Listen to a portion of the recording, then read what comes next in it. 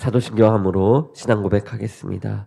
전능하사 천지를 만드신 하나님 아버지를 내가 믿사오며 그 외아들 우리 주 예수 그리스도를 믿사오니 이는 성령으로 잉태하사 동정녀 마리아에게 낳으시고 본디오 빌라도에게 고난을 받으사 십자가에 못 박혀 죽으시며 다만 이제 사흘 만에 죽은 자 가운데서 다시 살아나시며 오르사 전능하신 하나님 우편에 앉아 계시다가 저희로서 산 자와 죽은 자를 심판하러 오시리라.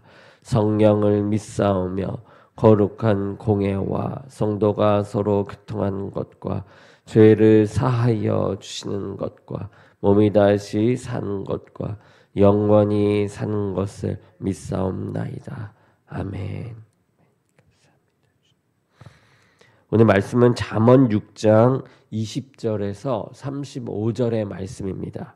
20절에서 35절의 말씀입니다. 우리 한 절씩 봉독하도록 하겠습니다.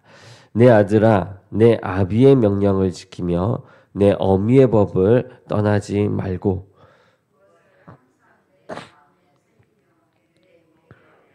그것이 내가 다닐 때 너를 인도하여 내가 잘 때 너를 보호하며 내가 깰 때에 너와 더불어 말하리니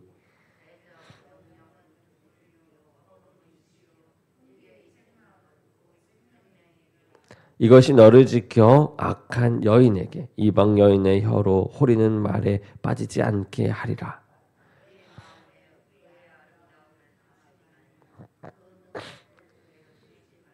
음료로 말미암아 사람이 한 조각 떡만 남게 됨이며 음란한 여인은 귀한 생명을 사냥함이니라.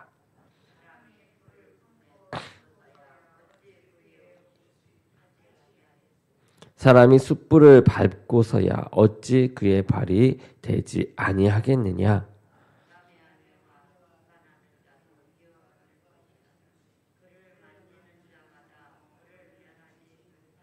도둑이 만일 줄일 때에 배를 채우려고 도둑질하면 사람이 그를 멸시하지는 아니하려니와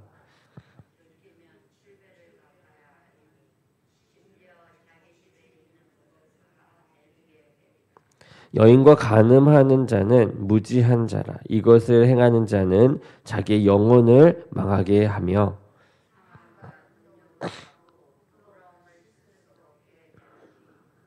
남편이 투기로 분노하여 원수 갚는 날에 용서하지 아니하고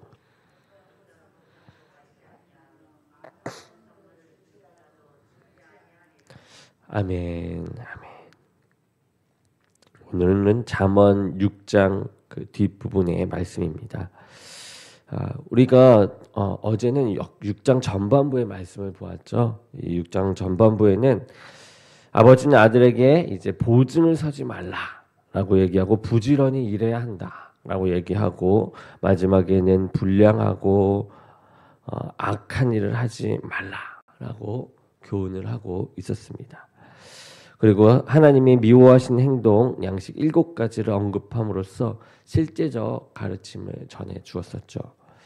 이제는 20절부터 시작된 이 6장의 마지막의 가르침은 이 음녀의 유혹과 간통에 대한 이 훈계를 담고 있습니다. 이것은 간음에 대한 5장의 가르침과 또 연계해서 음녀의 유혹이 가져오는 실질적인 손실과 남의 아내와 통관한 자의 수치를 다양한 면에서 설명하고 있는 것입니다. 우리가 이제 본문으로 들어가 보겠습니다. 우리가 22절을 보게 되면 이제 아비의 명령과 어미의 법을 기억하고 지킬 때 얻는 그 3가지 유익을 말하고 있죠. 첫째는 인도함이고, 둘째는 보호함이며, 그리고 셋째는 동행함입니다. 그 이후에 또한 지혜가 일하는 3가지 상황이 지혜의 역할을 설명해 주고 있습니다. 이 3가지 상황은 걸을 때, 잘 때, 깰 때입니다. 이 3가지 상황은 전체 인생을 의미한다라고 볼 수 있는데요. 이것으로 이 모든 상황과 형편을 뜻하는 이제 강조의 표현, 이 인생을 뜻하는 강조의 표현으로 볼 수가 있습니다. 즉 이 지혜가 그것을 얻은 자들의 모든 상황과 형편 속에서 인도하시고 보호하시고 동행해 주신다라는 것을 이야기하는 것입니다. 또 23절은 아비의 명령과 그 어미의 법을 기억해야 하는 그 이유에 대해서 이야기합니다. 명령은 등불이요 법은 빛이요 훈계의 책망은 곧 생명의 길이기 때문이다 라고 이야기하고 있죠.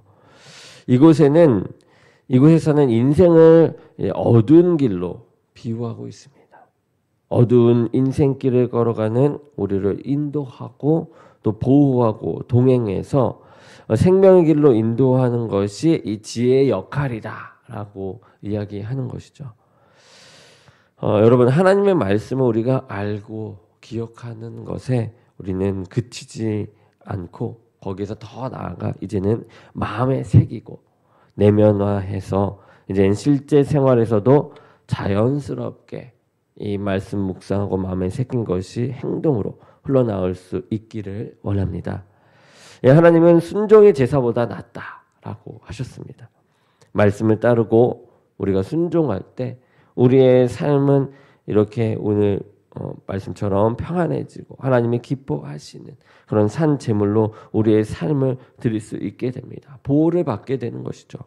특히 부모는 가정에서 신앙 교육을 할 때 자녀들이 일생 동안 하나님의 이 지혜를 의지하도록 가르치는 것이 무엇보다 필요합니다. 하나님의 지혜가 자녀들의 삶을 올바른 방향으로 이끄는 그런 나침판이 되고 평안으로 이끄는 보호자가 되는 것이죠. 오늘 잠언의 말씀도 아버지가 아들에게 계속해서 내 아들아 내 아들 하면서 말씀하셨던 것처럼 말입니다. 계속해서 6장은 이제 이런 아비의 훈계를 더욱더 마음속에 새기라라고 하면서 성적인 범죄 이 두 가지 범주를 설명하고 있는데요. 첫째는 음료로 대변되는 이 창녀 그리고 창녀와 이 성적인 관계를 맺는 것이고요. 둘째로는 다른 사람의 아내와 성적인 관계를 맺는 것 이 두 가지 범주를 설명하고 있습니다. 24절에서 28절은 먼저 음녀로 대변되는 창녀와의 관계를 이야기하고 있습니다. 24절은 아비의 명령과 어미의 법을 지키라는 그 명령을 구체적으로 성적인 부분에 적용하고 있는 부분입니다. 지혜가 주는 인도, 보호, 동행의 유익을 성적인 부분에 적용하면서 지혜가 아들을 이 악한 여인과 이방 여인의 유혹에서 지켜준다라고 설명하고 있죠. 가까이 가는 것을 막아준다라는 것을 말합니다. 이 음녀의 유혹이 세 가지로 비유가 되는데요. 첫 번째로는 호리는 말입니다. 좀 더 정확한 번역은 이 부드러운 혀라고 하는데요. 이 유창한 말로 유혹하는 것과 또 입맞춤으로 유혹하는 것 모두를 뜻하는 이 중의적인 표현이라고 합니다. 그러니까 이 말로써 표현으로서 이렇게 호리기도 하고 이제는 진짜 신체적 접촉으로서도 유혹한다라는 것을 얘기하는 거죠. 그리고 5장 3절은 음녀의 입술을 꿀을 떨어뜨리며 기름보다 미끄럽다라고 이제 묘사하고 있는데요. 이렇게 묘사함으로써 음녀의 이 달콤한 유혹을 계속해서 보여주고 있습니다. 둘째는 아름다움입니다. 이 음녀의 유혹은 성적인 유혹이기에 이 그녀의 이 아름다움은 아들의 생명을 사냥하는 그런 미끼가 되는 것이죠. 셋째는 눈꺼풀입니다. 이 히브리어 본문의 의미는 그녀의 눈꺼풀이 너를 붙들지 못하도록 하라. 이렇게 번역할 수 있습니다. 이는 성적인 범죄의 이 상호성에 대한 경고입니다. 아들의 마음속에 있는 이 성적인 욕망이 음녀의 눈에 포착되지 않도록 하라라는 것이에요. 이게 마음이 드러나 버리면 바로 이제 잡히게 되는 그 표적이 된다라는 걸 얘기하는 거죠. 음녀의 유혹에 빠지는 결과는 음료로 말미암아 사람이 한 조각 떡만 남게 됨이며 음란한 여인은 귀한 생명을 사냥함이니라라고 이야기합니다. 이 성적인 이 범죄가 물질적 손실과 함께 이제 영적인 손실을 가져오는 심각한 죄악이라는 것을 경고하고 있는 것이에요. 이러한 손실이 이제 불로 비유가 되죠. 그래서 불을 가슴에 품으면 옷이 타고 맨발로 숯불을 밟으면 발이 되는 것처럼 간음은 스스로를 파멸시킨다라고 이야기하는 것이에요. 겉으로 드러나는 이 죄만이 이제 죄가 아님을 우리는 기억해야만 합니다. 하나님은 부적절한 성관계뿐 아니라 이 음란한 생각으로 접촉하는 것까지 음행으로 보시면서 엄격한 기준을 제시하고 있죠. 생각하는 것이 들켜서도 안 되고 생각해서도 안 되는 거죠. 들킬 수도 있기 때문에 우리는 작은 행동 하나에도 이렇게 주의를 기울여야만 합니다. 이 실제적인 음행은 분명 마음의 음욕이나 옳지 못한 이 접촉으로부터 시작되기 때문이죠. 더 심각한 죄를 짓기 전에 지금 단계에서 돌이켜야만 하는 것입니다. 하나님의 말씀을 우리가 마음에 담고 날마다 묵상함으로 우리는 늘 죄에 빠지지 않도록 해야만 하겠습니다. 다음은 간음의 또 다른 형태인 이 간통을 얘기하죠. 남의 여인. 그래서 29절은 남의 아내와 통간하는 자도 이와 같을 것이라 라고 말하면서 이 음료와 간음한 자가 맞는 그 결과와 동일하다라는 것을 이야기합니다. 그런데 이 아버지는 남의 아내와 이 간통하는 죄의 결과와 손실에 대해서 더 자세하게 설명하고 있는 부분을 우리가 볼 수 있어요. 먼저 남의 아내를 만지는 자마다 벌을 면치 못하리라라고 이제 경고를 하면서 이 간통의 범위를 엄격히 설정하고 있습니다. 음료와 남의 아내에 대한 설명에서 아버지가 조금 더 엄격하게 금하는 것은 남의 아내입니다. 왜냐하면 이 간통은 두 가정을 파괴하는 범죄이기 때문이에요. 두 가정이요. 가정은 창조 질서의 토대가 되는 것이죠.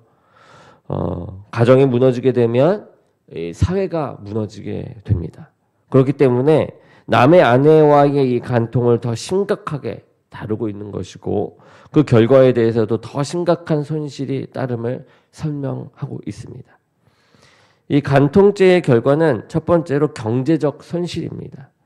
30절에서 31절은 도둑질하다가 들킨 도둑이 변상하는 이 규례를 언급하면서 남의 여인과 관계 맺는 자는 자신의 소유를 모두 내주게 된다라고 이렇게 경고를 하고 있죠. 그리고 우리가 잠언 9장 17절을 보게 되면 미련한 여인이 행인을 유혹하면서 이렇게 얘기합니다. 도둑질하는 물이 달고 몰래 먹는 떡이 맛이 있다라고 말을 하는데요. 이는 남의 아내와 통관하는 범죄가 얼마나 자극적인 것인지를 이야기해주고 있는 것입니다. 간통의 두 번째 결과로는 영혼의 망함, 육체의 상함, 이 부끄러움을 언급하고 있어요.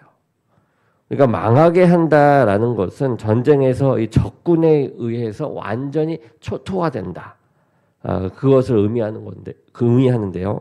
이 상함은 간통죄가 그의 영혼뿐만 아니라 몸에도 상함을 입는 이 치명적인 죄라라는 것을 이야기합니다. 또한 이 능욕을 받고 부끄러움을 쉴 수 없게 되나니라는 그 표현은요.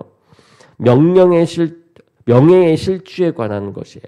그래서 평생 아무리 잘 살아왔다 하더라도 이 한 번의 간음, 이 간음으로 하나님 앞에서 그리고 사람들 앞에서 능력과 부끄러움을 안고 살아가게 되는 이 치명적인 결과가 초래된다라는 것을 이야기하는 거죠. 그리고 간통의 심각성은 무엇이죠? 마지막에 보게 되면 가장 큰 심각성, 남편의 분노와 복수에 의해서 더 부각됨을 보여줍니다. 우리는 자신의 죄를 합리화하면서 이 책임을 회피하려는 그런 본성을 가지고 있어요. 그런 우리가 죄의 유혹을 뿌리치기 위해서는 자신이 죄인임을 우리가 인정하는 것, 그리고 하나님의 도우심을 그 상태에서 구해야만 합니다. 먼저 자신이 사단의 유혹에 취약한 존재인 것을 인식해야 하겠죠. 나는 연약하다. 그리고 또한 음행의 비극적인 결과를 우리는 늘 하나님의 말씀을 통하여서 기억해야만 합니다. 하나님의 뜻을 구하는데 온전히 헌신하는 그리스도의 이 모범을 항상 따라서 나아가야 하겠죠. 잠깐의 이 쾌락에 빠지지 말고 영원한 가치에 대한 관점을 확립해서 모든 유혹을 단호하게 물리쳐야만 합니다. 자신의 연약함을 인정하고 하나님의 지혜를 구하면 성적인 유혹으로부터 안전하게 보호받을 수가 있습니다. 요즘 세상은 성적인 문화들이 더욱더 부각되는 것 같습니다. 그리고 이 사단이 이러한 것들을 이용해서 많은 문란하고 성적인 어지러움을 보이고 있습니다. 이러한 가운데 어떤 분의 이야기를 들었는데 이러한 유혹들이 많은 가운데 이 유혹들을 이기는 방법 중에 하나는 또 인간 관계를 더욱더 건전하고 아름답게 맺는 것이라고 해요. 관계를 맺지 않으면 이런 것에 더 빠지게 되고 정신이 더욱더 혼미해지면서 범죄에 이르는 일까지 벌어진다고 합니다. 그래서 관계도 하나님께서 말씀하시는 사랑과의 건전한 관계, 말을 하고 그것으로 풀고 그런 이야기로 그런 성적인 것에서의 생각을 벗어나게 되는 그 모습이 그 성적인 이 유혹에서 멀어지게 되는 길이라고 합니다. 그런 것을 우리가 빗대어 볼 때 우리 또한 하나님의 말씀을 우리가 서로 나누고 이야기하며 관계를 맺고 사랑으로 나아가게 된다면 이 성적인 유혹에서 벗어나 하나님의 나라를 이룰 줄 믿습니다. 우리는 하나님의 이 성령이 거하시는 하나님의 성전이죠. 우리는 음란과 음행으로 우리의 몸과 영혼을 더럽히지 않도록 하나님의 말씀의 능력을 우리는 의지해서 정결하게 살아가는 저와 여러분이 되기를 주님의 이름으로 축원합니다. 우리 기도하겠습니다. 사랑의 하나님, 오늘 이 시간도 아버지가 아들에게 가르치듯 하나님께서 우리에게 이 말씀으로 새기게 하시고 가르쳐 주시는 은혜를 느끼며 나아갑니다. 하나님 말씀을 새기면서 더욱더 하나님의 말씀이 얼마나 값진 것이고 나를 보호하시고 나를 인도하시는 하나님의 그 말씀, 나를 새기게 하시는 하나님의 이 말씀을 놓지 않게 하여 주옵소서. 그러므로 이 말씀 가운데 이 타락한 세상으로부터 승리해 나가는 우리 모두가 되게 하여 주옵소서. 함께 하실 주님을 믿사오며 예수 그리스도의 이름으로 기도드립니다. 아멘.